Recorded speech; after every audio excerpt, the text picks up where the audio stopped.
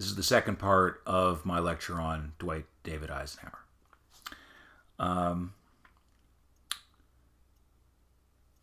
Eisenhower ardently opposed federal aid. A staunch fiscal conservative, Eisenhower rigorously pursued balanced federal budgets and spending cuts, even to his beloved Army. He ardently opposed federal aid to education, a major cause of liberals in the 1950s, and ardently opposed socialized medicine. Certainly no liberal activist who favored government initiatives to address social problems. Neither was Eisenhower a reactionary. He would not join in efforts to repeal the New Deal.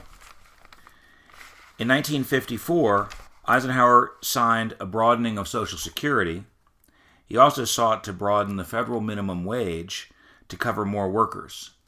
In 1956, Ike backed and later signed the most significant domestic legislation of his presidency, the Interstate Highway Act of 1956. This act greatly expanded federal subsidies for highway building across the country. This led to a boom in interstate highway construction, which further stimulated the economy. Ike's modern republicanism, which is what he liked to call his brand of republicanism, on domestic affairs stood to the left of the conservative wing of the Republican Party. A young conservative firebrand, Senator Barry Goldwater of Arizona, actually referred to Ike's administration as a dime store New Deal, in what I'm sure Goldwater thought of as a devastating critique. But to the right, but Eisenhower's administration stood well to the right of activist liberal Democrats such as Minnesota's Senator Hubert Humphrey. And Humphrey and other liberals wanted a more activist government that would do something about problems of poverty, urban decay, and race relations in the vein of the New Deal. But Eisenhower was not an activist. He wasn't going to pursue such policies. In terms of foreign policy, Ike was at odds with the many non-interventionists, such as Taft, in the Republican Party, folks who opposed American involvement in NATO and the UN programs, and also was at odds with extreme war hawks, such as Senate Majority Leader William Knowland of California and General Douglas MacArthur, who advocated for war against the People's Republic of China, including the use of nuclear weapons if deemed necessary. While critical of Truman and Truman's efforts in Korea and China, Eisenhower actually could find common ground with many Democrats, including Lyndon Johnson, the Senate Majority Leader from the mid-50s on foreign policy. In terms of foreign and defense policy, Ike's first order of business was, of course, to end Truman's unpopular war in Korea. He went to Korea as promised and achieved a ceasefire in late July of 1953. Though this ceasefire was on much the same terms that Truman could have achieved in 1952, the country could accept those terms from Eisenhower, where they could not from Truman. It's possible that Ike threatened the use of nuclear weapons. Some have reported that in order to get the North Koreans to deal, but that is unproven. In any event, the country breathed a great sigh of relief at the end of the Korean War after 3 years of fighting and much bloodshed. The big macro issue, of course, was international communism. Eisenhower was determined to battle it effectively and also with less expenditure of blood and treasure than the Truman administration had done. Instead of employing flexible response to fight communism, the Truman Doctrine, to fight it anywhere and everywhere, as we had just done in Korea, Eisenhower relied upon the doctrines of massive retaliation and also on his new look defense policy. Massive retaliation meant that we would potentially retaliate with nuclear weapons anywhere and everywhere that communists were making moves, including Quemoy and Matsu, or anywhere. That threat was always live. The new look meant more money for atomic weapons and jet fighter planes and jet bombers, and less money militarily for ground troops and other traditional forms of defense. Eisenhower, in fact, slashed the Army budget, much to the chagrin of his former colleagues in the Army, such as General Matthew Ridgway, who voiced their discontent later over this. Eisenhower also didn't telegraph this, but his strategy relied, in addition, significantly on the intelligence and black ops of the new Central Intelligence Agency. The relatively low cost of secret CIA operations appealed to Eisenhower. And also the fact that you didn't have to lose troops appealed to the former general. In any event, CIA operations were successful in toppling the leftist but non-communist governments in Iran and Guatemala in 1953 and 54. And Eisenhower also used the CIA's secret U-2 high-flying jet airplane program to spy on the Soviets. On the plus side of Eisenhower's policies, the U.S. didn't have to rely anymore on costly ground wars. Under Eisenhower, we didn't have any ground wars. And also we saved money on military expenditures. And we saved in blood. We weren't losing troops in ground wars. But on the downside, we had the doctrine of mutually assured destruction, and Americans and indeed the rest of the world had to live with this cloud over our heads in the 50s, that at any moment there might be nuclear annihilation. The doctrine of mutually assured destruction, or MAD, meant that other countries presumably would not attack you because they knew if they did, they would be assured of mutual destruction because you would retaliate in kind with nuclear weapons and destroy them.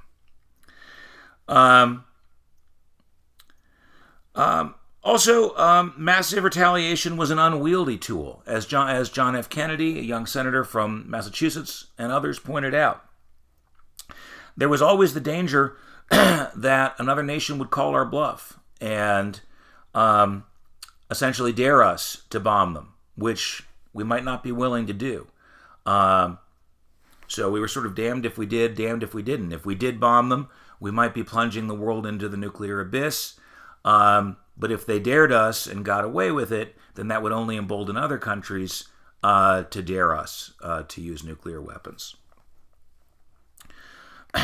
Also, CIA operations caused what's called blowback, destabilizing leaders such as Mossadegh, popularly elected leaders such as Mossadegh in Iran, and Arbenz in Guatemala, led to nationalist dislike of the U.S. and led to blowback, something that leaders such as Fidel Castro in Cuba would build upon in later years. The Cold War was frozen solid in the 1950s. Though Eisenhower and the Soviet leader Nikita Khrushchev met in 1955 and again in 1956, not much was accomplished in those meetings. We had no formal relations with the People's Republic of China. And although we might have exploited rifts between China and the Soviet Union that were clearly apparent by the late 1950s, we did not, mainly because of domestic pressures at home, anti-communist pressures on politicians such as Eisenhower that they were afraid to buck.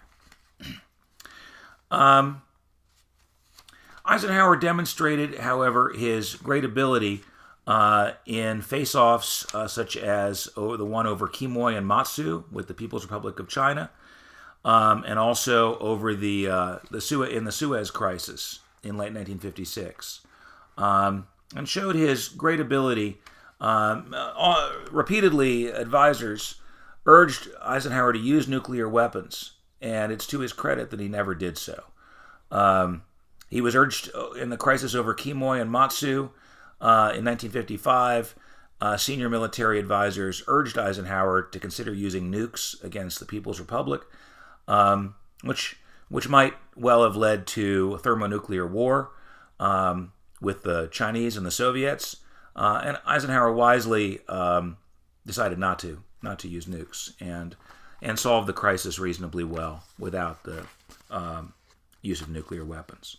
Although he did threaten the use of nuclear weapons in that crisis against Quemoy and Matsu. Fortunately for all of us, it worked out, and without having to go to the mat with nuclear war. In terms of the Red Scare and Eisenhower's approach to it, as I discussed in my last lecture, although Ike had little use for McCarthy, who he considered a bully and a boor, he didn't dare to take him on, and famously deleted lines praising his former mentor and patron, George Marshall, in a speech in Wisconsin shortly before the election in '52.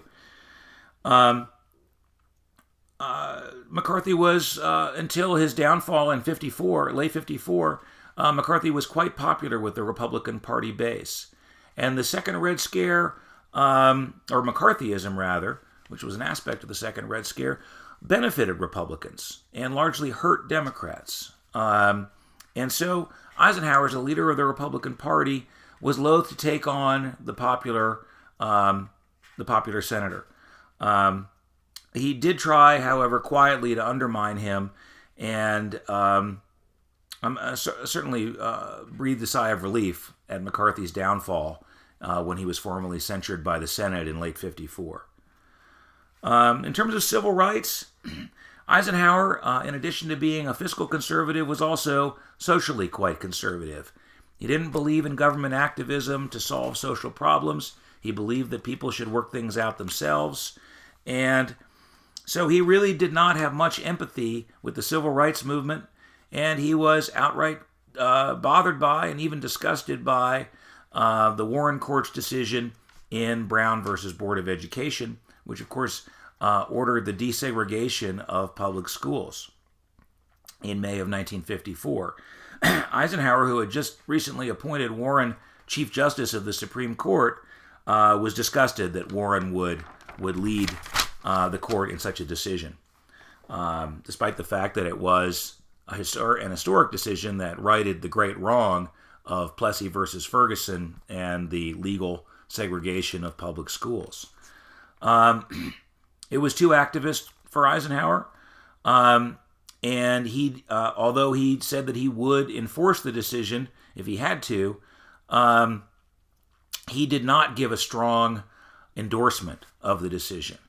And many have faulted Eisenhower for this, because with his great public stature in 1954, he could have at least warned Southerners that there would be a serious price to pay with the administration for defiance of the order. And they got the idea that there really wasn't much of a price to be paid, I think, because Eisenhower did not strongly support Brown v. Board. He did little. Eisenhower was not an activist president on the domestic side, and he did little to address the serious social problems of the day, which liberals wanted him to do. The problems of poverty, urban decay, and particularly race relations and civil rights. On the other hand, when his hand was forced in 1957 by the Little Rock Nine incident, when Governor Orville Faubus defied him and was using the National Guard to keep the Little Rock's Central High School from being integrated by 9 African American students, Eisenhower felt that enough was enough, and that the federal authority could not be defied in this manner. He nationalized the Arkansas National Guard, sent in paratroopers, and militarily forced the desegregation of Arkansas's public schools, or at least Little Rock's public schools.